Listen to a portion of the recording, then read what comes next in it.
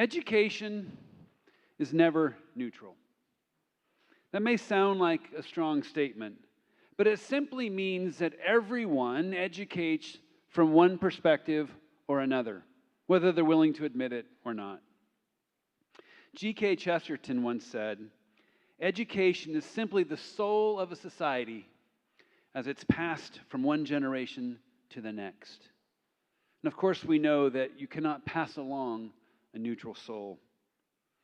What we choose to teach, how we choose to teach it, how we measure what we've taught or what's been learned, these all reflect a vision of what we believe a human being is and what we believe a human being is for.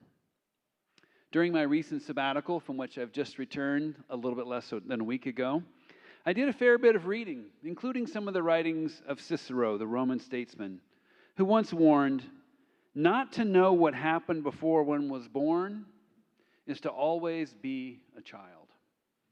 His insight reminds us that education is not merely about preparing students for the next exam or for the next job, but about situating them within a much longer human story, one that stretches backward through history and stretches forward into responsibility.